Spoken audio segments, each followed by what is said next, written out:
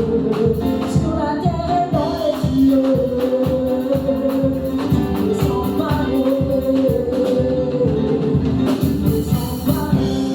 sans pareil, sans pareil, sans pareil, sans pareil, sans pareil,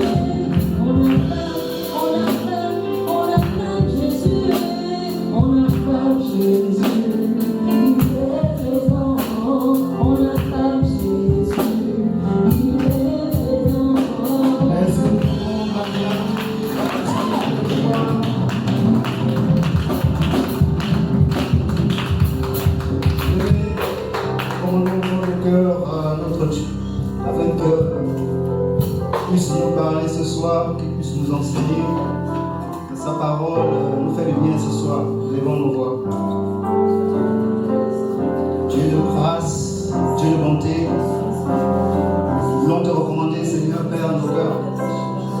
Nous voulons nous recommander l'état de nos cœurs éternels afin que, Père, ta parole, ô Dieu Père, nous fasse du bien. Nous voulons te recommander, Seigneur, ô Dieu Père, ces moments. Toi qui es le maître des temps et des circonstances, toi qui régules chaque chose et toute chose, Père. Nous voulons, Seigneur Père, te recommander, ô Dieu Père, cet enseignement. Nous voulons te recommander, Seigneur, ô Dieu Père, éternel Papa, tous ton peuple qui est venu ce soir, Seigneur, ô Dieu Père, pour écouter ta parole, Père. Seigneur, ô notre Dieu, notre Père, notre Maître, notre Roi, parle-nous ce soir, enseigne-nous au travers de ton Saint-Esprit, parce que ta parole déclare que c'est poussé par ton esprit que les hommes ont parlé de ta part.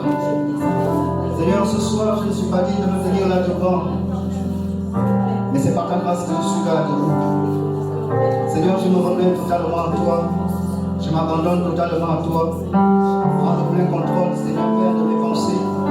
Prends le plein contrôle, Seigneur Père, de toutes mes émotions. Prends le plein contrôle, Seigneur, ô Dieu Père éternel, Papa, de tout ce qui, ô éternel Père, contribue à la retâche de ton œuvre et que toute la gloire te revienne au nom de Jésus. Amen.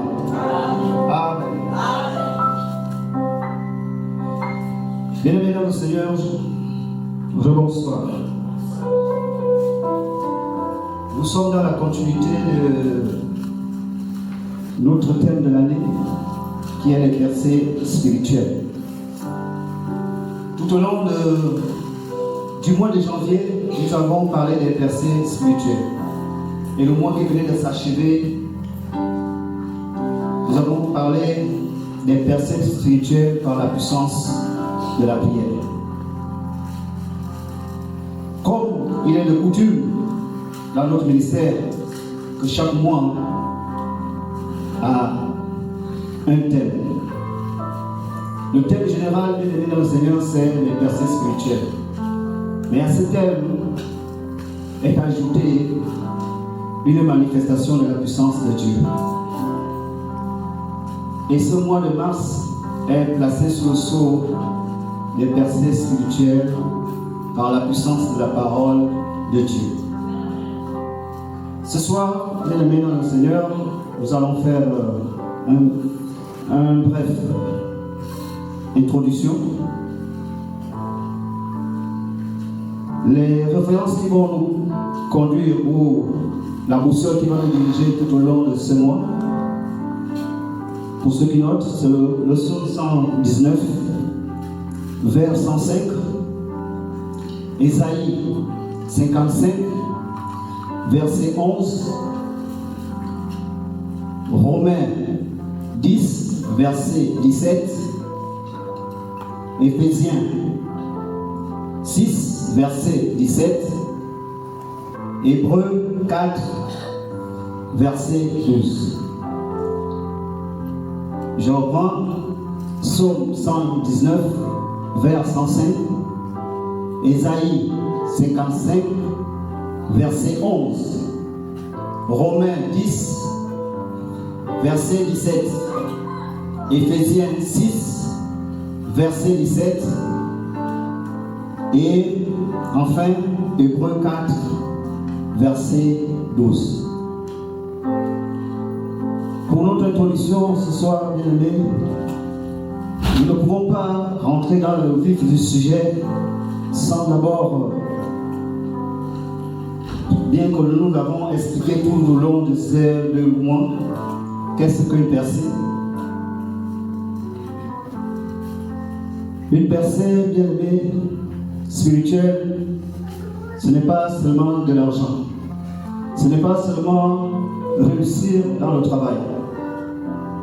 Une percée spirituelle n'est pas seulement une réussite matérielle ou un changement de circonstances. Une percée spirituelle, c'est l'élimination d'une barrière spirituelle qui empêchait d'accéder à une promesse divine dans nos vies. C'est ça la percée spirituelle. C'est une victoire dans l'esprit. La percée spirituelle dans le Seigneur commence d'abord à l'intérieur pour se manifester à l'extérieur. Nous avons vu le cas de Anne ici. Anne, dans 2 Samuel,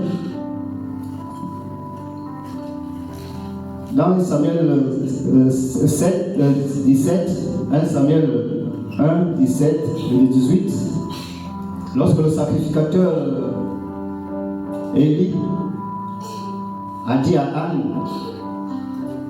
que le Dieu d'Israël lui fasse grâce. La Bible nous révèle au verset 18 que Anne mangea et sa figure n'était plus la même.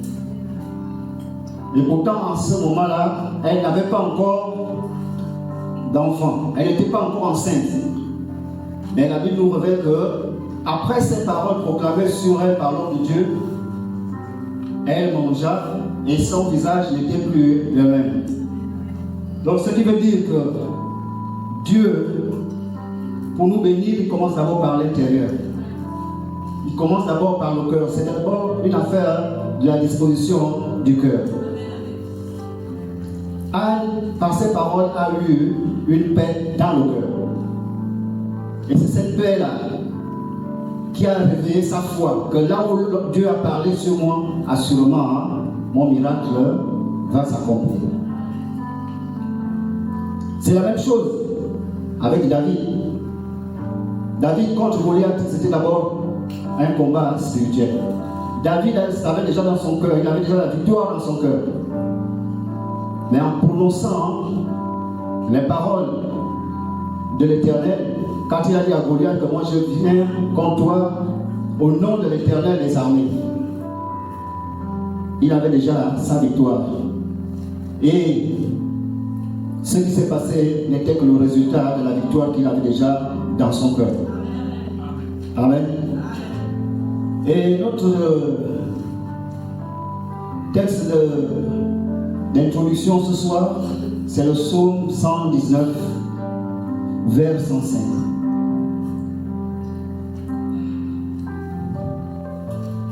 Quelqu'un peut nous faire la lecture?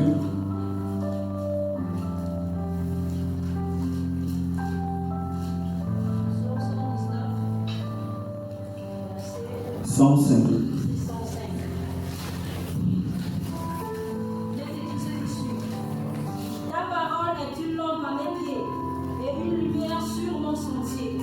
Amen. Ta parole est une lampe à mes pieds et une lumière sur mon sentier. Bien, mais c'est un psaume qui n'a pas d'auteur, son auteur est inconnu. Bien qu'on l'attribue à David, mais il est inconnu. Et lorsque nous comprenons le sens de ce verset, nous comprenons que c'est quelqu'un qui vivait dans un monde hostile. Il dit, ta parole est une lampe à mes pieds, une lumière sur mon sentier. Pourquoi il compare la parole de Dieu à une lampe? Bien aimé, à l'époque ancienne, il n'y avait pas d'électricité. Les gens se servaient des lampes à huile. Et nous qui avons fait le village, je pense que tout un chacun connaît comment ça se passe au village, là où il n'y a pas d'électricité, c'est la lampe tempête. Et la lampe tempête, bien aimé, n'est pas comme un phare. Ça n'éclaire pas à loin. Même si tu veux voir quelqu'un venir devant toi, dans l'obscurité, même si tu lèves comme ça, elle t'aveugle toi-même. Et il compare la parole de Dieu à cette lampe. Pourquoi? Parce qu'elle lui limite. Elle éclaire le premier pas, le deuxième pas. Amen. Donc la lampe sert à quoi? La lampe sert à éclairer. La lampe sert à quoi? À nous diriger dans le noir. Quand on allume la lampe, bien aimé, elle chasse les ténèbres. Il dit et une lumière sur mon sentier. Le sentier, bien aimé, c'est des petites routes en brousse, c'est des pistes.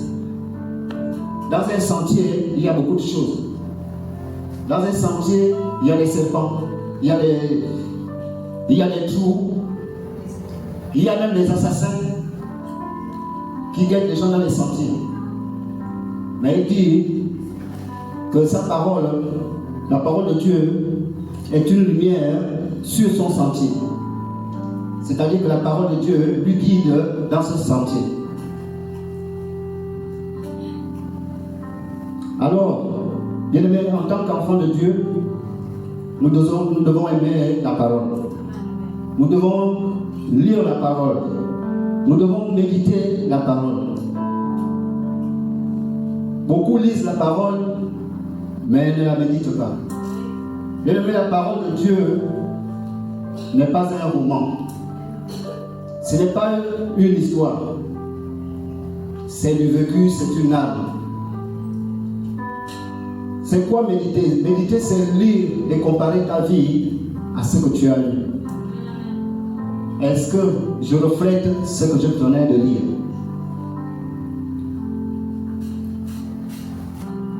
Donc nous devons parler selon la parole de Dieu. Dans Matthieu 25, la Bible nous présente 10 vierges qui attendaient l'époux. 5 folles et 5 sages. Mais elle nous dit qu'il y a 5 qui n'avaient plus d'huile dans leur lampe. Ils avaient des lampes à l'huile. Et l'huile, c'est le symbole de l'onction. Quand l'onction, bien aimé, nous remplit et que nous méditons beaucoup la parole et la mettre en pratique,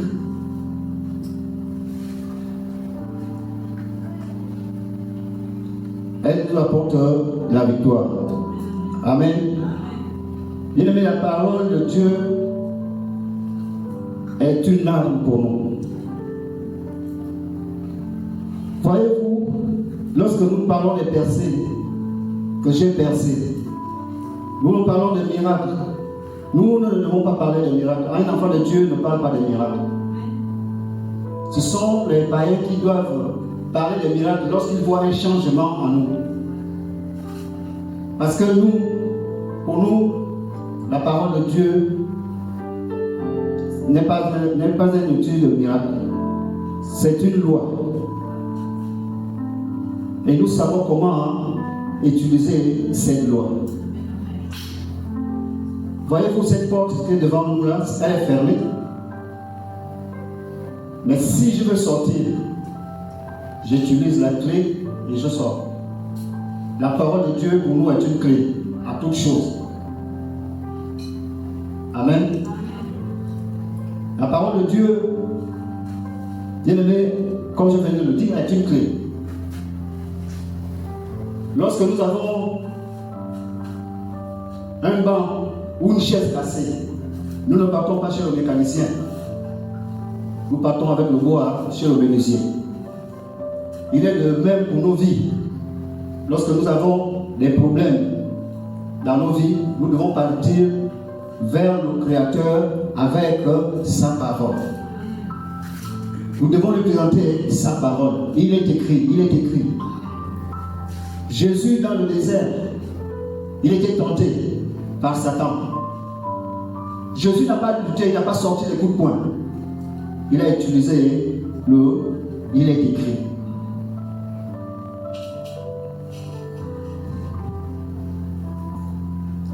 Dans Josué 18, Dieu nous donne un grand secret. Josué 1, 8, d'autant pour moi. Dieu nous donne un grand secret. Un secret de réussite. Un secret que si nous l'appliquons, nos vies vont changer. Et même Moïse n'est plus. C'est au tour de Josué de prendre les rênes. Et Dieu de lui dire que ce livre de la loi ne s'éloigne point de ta bouche. Médite-le jour et nuit et agis fidèlement selon tout ce qui est écrit. Et c'est alors que tu réussiras, c'est alors que tu auras du succès dans toutes tes entreprises. Amen, amen. Bien, dans nos vies, nous partons d'un point A pour un point B.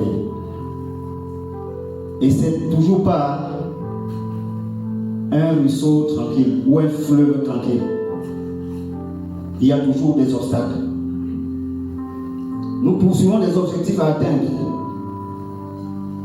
Donc, nous aussi, pour réussir dans tout ce que nous fixons comme objectif, mettons la parole de Dieu en exergue, afin qu'elle nous aide à prendre une bonne décision.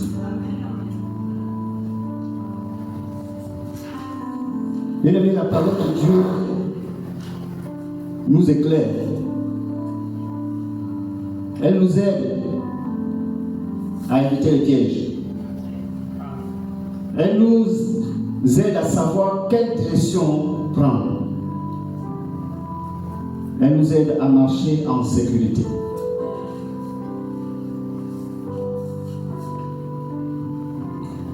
La parole de Dieu nous fait voir clairement ce qui est bon et ce qui est mal. Lisons le psaume 119, verset 130.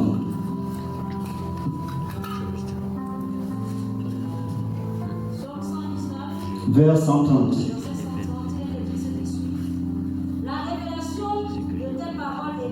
Elle donne de l'intelligence aux saints. Amen. Amen.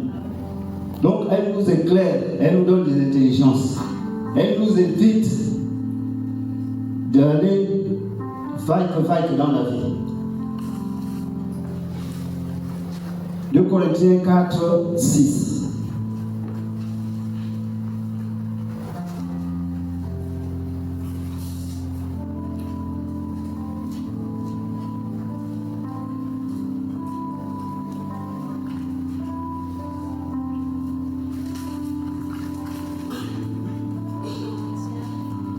Chapitre 4, verset 6.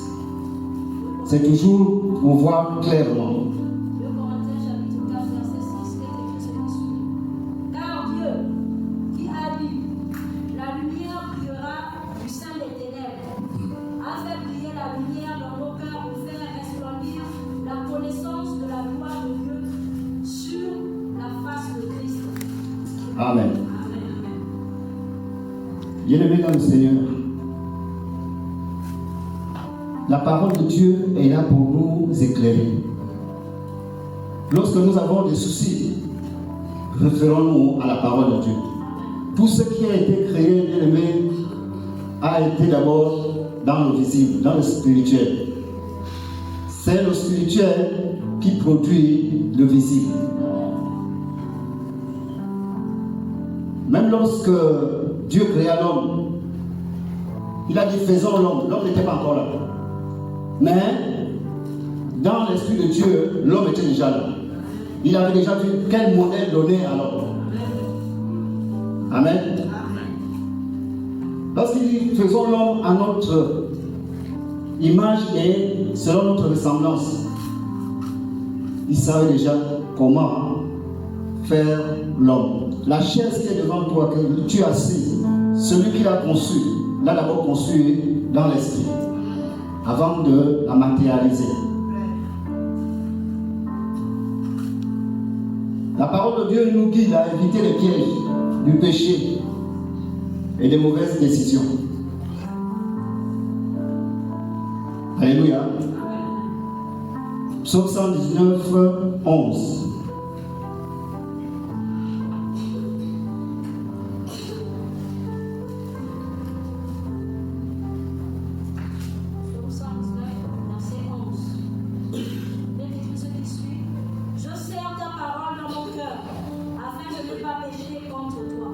Amen. Bien-aimés, nous devons vivre la parole de Dieu. Lorsque nous vivons la parole de Dieu, il nous est difficile de pécher. Parce que quoi? Elle va nous recadrer. Lorsque nous étions encore de l'autre côté, on se disait toujours, une petite voix m'a parlé. Non, c'est la voix de Dieu qui nous parle. Lorsque nous voulons prendre des mauvaises décisions, il nous guide. Lorsque nous voulons entreprendre quoi que ce soit, bien aimé dans le Seigneur, nous devons consulter la parole de Dieu. Est-ce que ce que je veux faire va marcher? Est-ce que ce que je veux faire va plaire aux autres? Alléluia. Proverbe 2, 11 à 12. Proverbe chapitre 2, verset 11 et 12.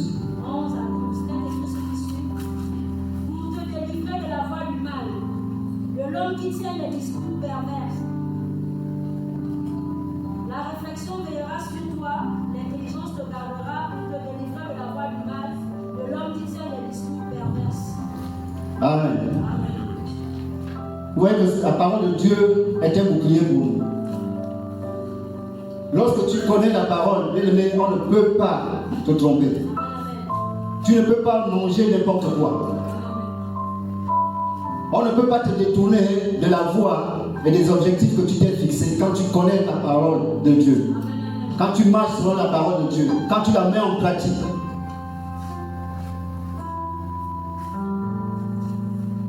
Jacques dit, ne nous bornons pas seulement à écouter. Parce que de temps en temps, ou plus souvent, nous nous bornons à écouter. Mais pour mettre en pratique, c'est ce qui est toujours difficile. Amen. Bien aimé, la parole de Dieu n'est pas succulent. Ça fait mal. Être là où tu es aujourd'hui, tu as payé le prix pour ça.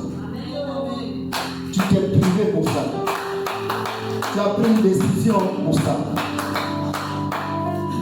De ne plus regarder en arrière. Et d'avoir les yeux fixés sur Christ, sur celui-là qui t'a enrôlé.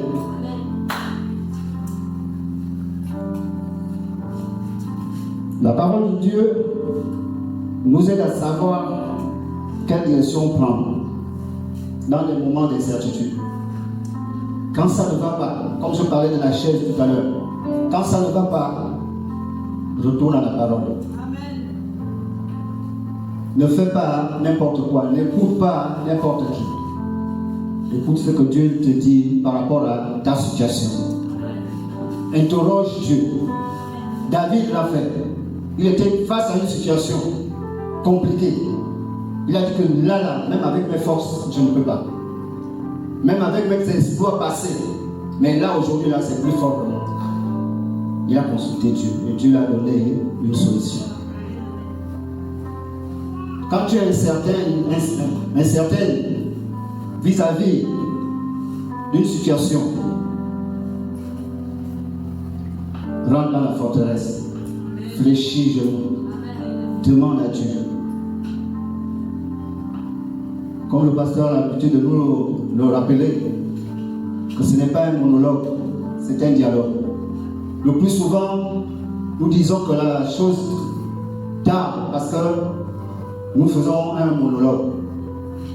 On parle, on se lève et puis on s'en va. On n'attend pas la réponse de celui-là que nous sommes allés voir dans le lieu secret. Et pourtant, nous étions dans le lieu secret. Ce qui sous-entend qu'on est à deux. Tu exposes ton problème et lui, il te donne les solutions. Comment vaincre ce problème? Proverbe 32, verset 8.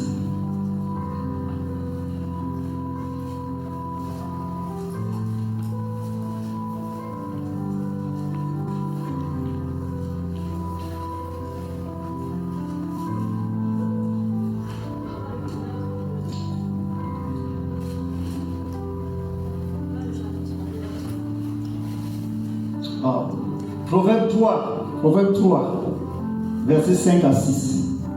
Proverbe 3, verset 5 à 6, il y a écrit ce qui suit. Confie-toi en l'Éternel de tout ton cœur et ne t'appuie pas sur ta sagesse.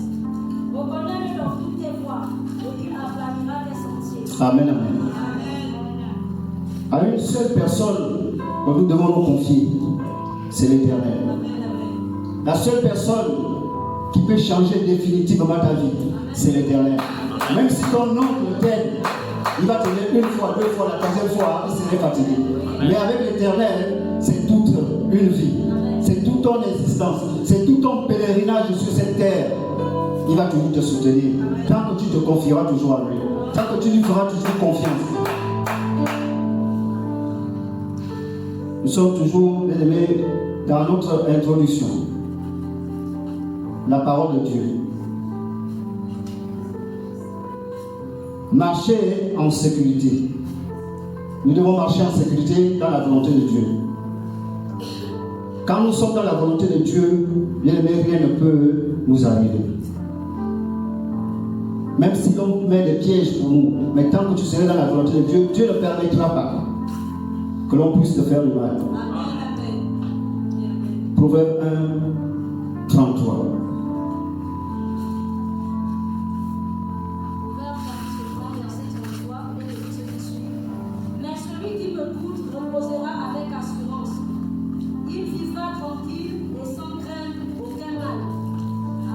Amen. Celui qui nous fait confiance vivra tranquille. Amen. Tant que tu feras confiance à Dieu et à sa parole, tu vivras tranquille. Tu vas étonner ton entourage. Amen. Tu vas étonner ta génération. Amen. Les gens diront même que celui-là, c'est celui qui est rentré dans les choses compliquées. Non, c'est ça. La vraie loge, c'est la parole de Dieu. Parce qu'elle ne faillit jamais. Lui ne te réclame rien en retour. Si seulement tu es obéissant. Si seulement tu lui fais confiance. Tu marcheras toujours en sécurité. Proverbe 4.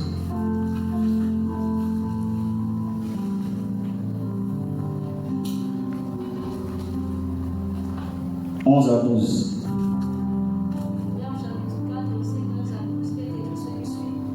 Je te montre la voie de la sagesse. Je te conduis dans les sentiers de la droiture. Si tu marches, ton pas ne sera point gêné. Et si tu cours, tu ne chanceras point. Amen. Amen. La parole de Dieu, bien-aimé, nous donne la sagesse. Tu ne savais pas prendre la parole en public, mais à cause de la méditation de la parole de Dieu, tu sauras comment placer tes mots. Tu sauras comment répondre même aux attaques avec sagesse. Ton interlocuteur attendra peut-être que tu viendras avec violence, mais il sera étonné que malgré la violence qu'il vient avec, toi tu le prends dans la douceur. Et qu'est-ce qui produit ça en toi? C'est la parole de Dieu. Pourquoi? Parce que tu as connaissance de la parole de Dieu.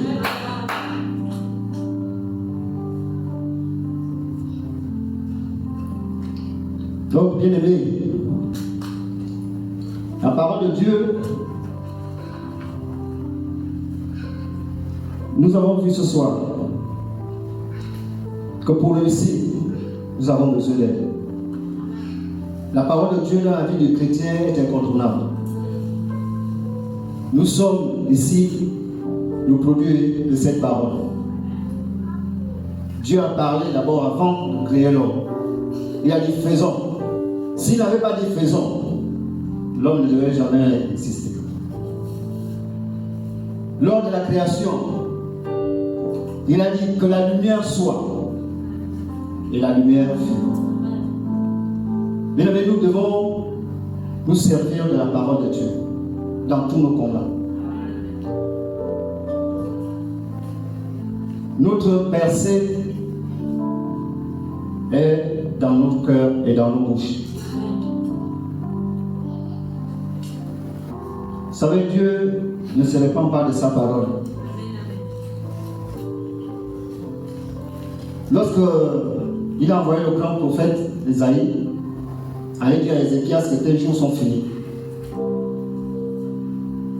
Là, c'est fini pour toi, tes jours sont finis. Esaïe est allé dire à Ézéchias, Esaïe n'était pas n'importe qui. C'est le prophète majeur. Que voilà ce que l'Éternel dit de toi. Il est temps que tu passes le flambeau à ta descendance. Ézéchias s'est souvenu de cette parole où Dieu dit plaidons ensemble, énumère ce qui te donne raison. La Bible dit qu'il s'est tourné vers le mur. Il a rappelé à Dieu tout ce qu'il a fait. Et Dieu est revenu sur sa décision. Bien aimé, Dieu est capable de revenir sur une décision qui a déjà prise sur toi par rapport au comportement que tu affiches. Amen. Un homme de Dieu peut te dire, je te maudis, je te fais ceci, cela. Oui, ces paroles ont de l'impact. Mais lorsque elles n'ont pas véritablement un fondement, on ne peut pas t'atteindre. Il a rappelé, voilà ce que j'ai fait. Je crois même qu'Esaïe lui était étonné quand on lui dit que non, je parle, lui dire que c'est fini. Je l'ajoute que 15 ans. Mais lorsqu'il a ajouté 15 ans, lui-même il sait comment il a utilisé les 15 ans. Ce soir,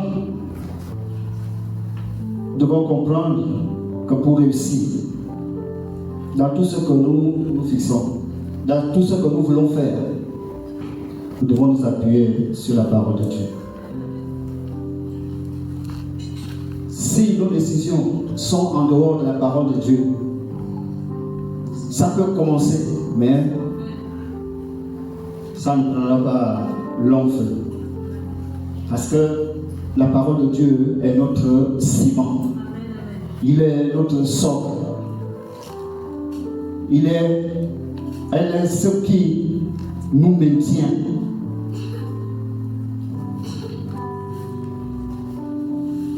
La parole de Dieu est comparée à une épée qui sépare moins et jointure. Qu'est-ce que cela veut dire? Que la parole de Dieu en nous sépare ce qui est bien et ce qui est mal.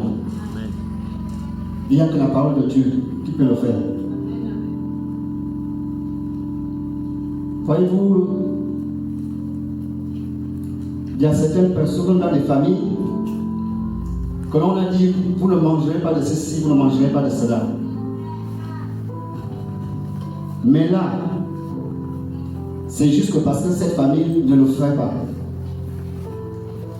Mais plus tard, certains de cette famille feront ce qu'on les interdit. Mais quand la parole de Dieu te dit, telle chose n'est pas bonne et tu t'appuies sur ça, tu transmets ça à ta génération, ça ne faillira jamais. Les Récabites, on les avait dit de ne pas boire le vin.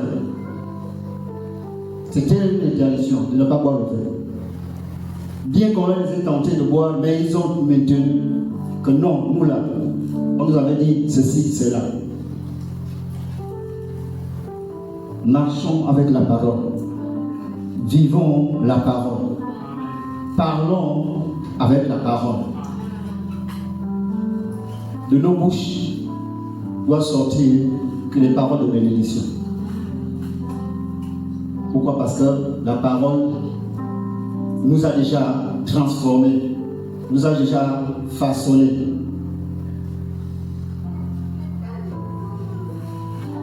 Ce soir, bien-aimés, nous n'allons pas prier. Nous allons poser un acte. Si tu as ta Bible, tu la soulèves. Tu la tiens au-dessus de toi. Et tu vas répéter après moi.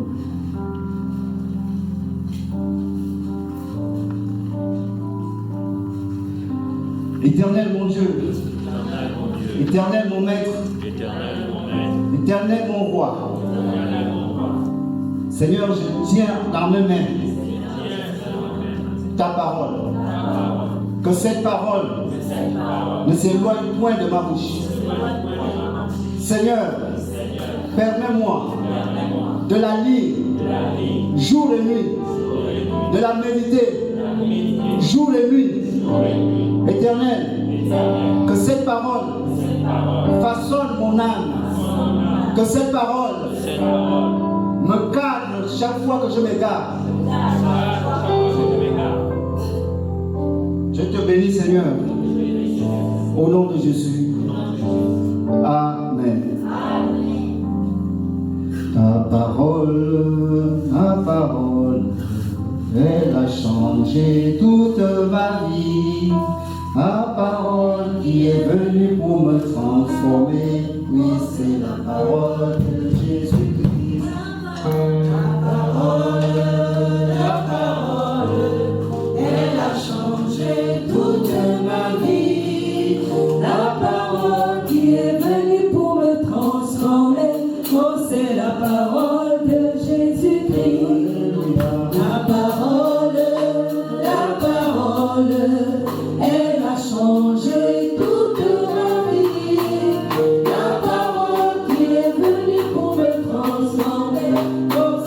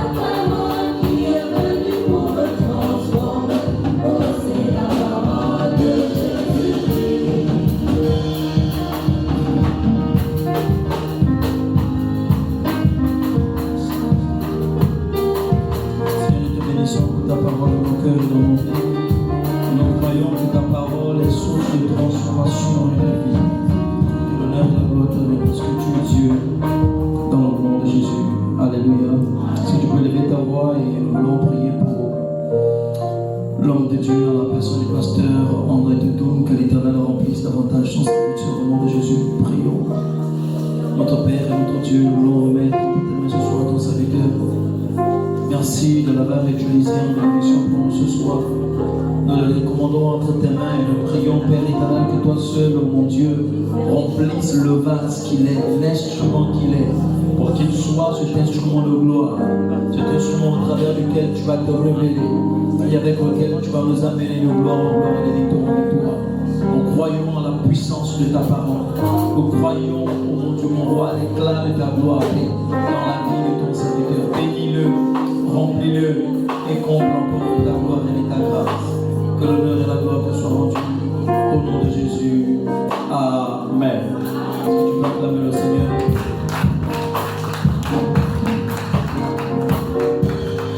Amen, amen. C'est important de recueillir l'enseignement. Alléluia. Pas grand chose à rajouter ou à pouvoir développer.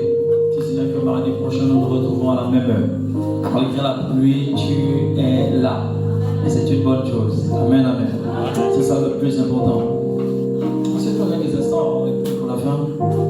Il a dit et il a très bien positionné. La pensée de l'année n'est autre que les versets spirituels. Vous devez les tenir et garder en esprit, en éveil que à chaque mois, il y a une clé que le Seigneur va nous donner. Alléluia. Chaque mois de l'année, le Seigneur nous donnera une clé avec laquelle nous pourrions ouvrir une porte qui nous permettra un peu plus de vivre nos percées, pour qu'elles soient matérialisées. Et pour le mois de mars, le signe, la clé que le Seigneur nous remet n'est autre que les percées spirituelles par la puissance de la parole de Dieu. Amen, amen. Donc il est important que tu comprennes qu'en plus de ce qu'on a eu en février, qui étaient les percées par la puissance de la prière, donc en plus de la prière, la seconde clé que le Seigneur nous donne, c'est la parole. Amen, amen. Donc pour nous faire comprendre que pour que ta prière ait de la puissance, ait de l'effet, associe aussi la parole. Alléluia.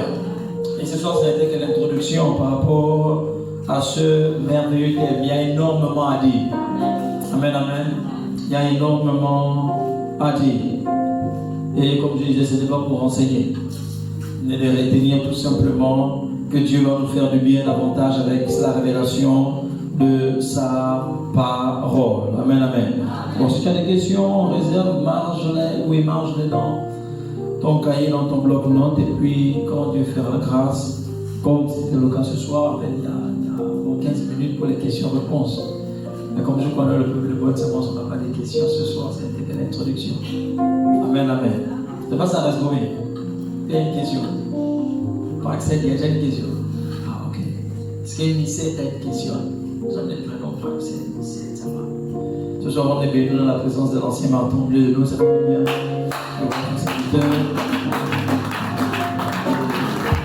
C'est par la foi qu'il a frappé la pluie pour être là. Voilà. C'est important. Et on verra aussi ce passage par la foi. Amen, amen. Alléluia. N'oublie pas la chose la plus importante avant qu'on va prier pour la fin, dans l'introduction, c'est que nous parlons ce mois de mars est placé sous le signe de la puissance de la parole de Dieu. Et je veux que tu gardes en esprit quelque chose. C'est que la parole est vivante. Amen, amen. La parole est vivante. La Bible déclare qu'elle est esprit et vie. Donc cette parole qui est vivante, en elle, il y a aussi la vie. En d'autres termes, elle est créatrice. Alléluia. Je veux que tu parles avec ça pour comprendre simplement ceci. Ça veut dire qu'il y a des choses dont tu n'as plus besoin de courir après elles. Mais si en toi le dépôt de la parole est, tu as la capacité d'appeler à l'existence qui n'existe pas. Donc de créer. Parce qu'elle est non seulement vivante, mais elle est aussi créatrice. Amen. Amen, amen. Laissons ça comme ça et puis Dieu va nous amener de gloire en gloire, je le crois. Lève-toi et nous allons prier pour la fin. On termine tout, c'est pas aussi mauvais, tout ça c'est à cause de Dieu et c'est bien. Ça m'a fait mal. Avoir la foi. C'est par la foi que tu dois comprendre que la parole de Dieu est créatrice et qu'elle est vivante. Amen, amen. Et j'ai envie de dire plus que de la foi, réalise que cette année, elle est la tienne. C'est ta saison de percée. C'est ta saison de visitation. C'est la saison où ce qui n'a pas marché les autres fois doit marcher. Rien ne doit te résister parce que tu as le repos de la parole. Depuis la veille, on l'a dit. Dimanche, l'homme de nous l'a rappelé. C'est le moment où tu dois déclarer, où tu dois parler. 2026, c'est le mois, c'est l'année où tu dois être en action. Ne subis plus, mais décide de poser des actions. Et ça commence par la parole. Quelle est la vie bien-aimée? Que la parole de Dieu est déjà en toi.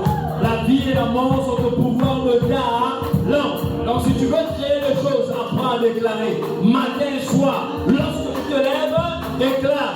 La parole de Dieu t'accompagne et que tu vis la puissance de Dieu. Éternel, notre Père et notre Dieu, lève ta voix et bénis-le pour l'enseignement de ce soir. Élève ta voix, bénis-le pour la révélation de sa parole. Élève ta voix et rendons gloire à Dieu pour cette merveilleuse journée. Notre Père et notre Dieu, nous voulons bénir ton nom. Nous voulons te rendre des multiples jours de grâce parce que nous croyons, Père, que tu n'as pas changé. Tu es le même hier, toujours et éternellement. Et tu déclares dans ta parole, Père, qu'au commencement n'étaient pas les problèmes, n'étaient pas les difficultés, n'étaient pas la maladie, n'étaient pas les obstacles ou les oppositions. Au commencement était ta parole. Au commencement était ta parole. Papa, nous croyons que ta parole en est liée à la vie, en est liée à la puissance, en est liée à la capacité de transformer les cœurs, de transformer les situations impossibles et permettre que tout devienne possible pour nous, tout devient accessible parce que dans ta parole, Papa, se trouve la vie. Ce soir, nous déclarons, oh mon Dieu, mon roi, que ce mois de mars, placé sous le signe de la puissance de ta parole, que nous apprenions à déclarer la parole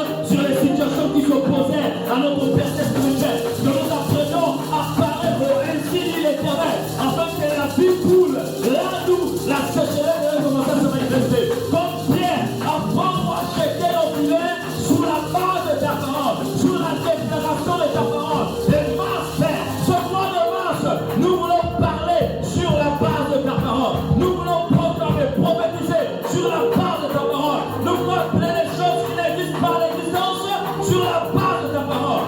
Parce que ta parole est une lampe à nos pieds. Elle est cette lumière sur notre sentier, sur notre chemin. Seigneur, elle est celle-là, oh mon Dieu, qui nous permet de nous repérer, de nous orienter, de nous diriger. Oui, Père, laisse que ta parole puissante et vivante, mon Dieu, manifeste en nous la paix. Que ceux qui avaient commencé à sécher retrouvent la vigueur à cause de ta parole. Tu as dit Ézéchiel, est-ce que ces ossements peuvent-ils encore revivre?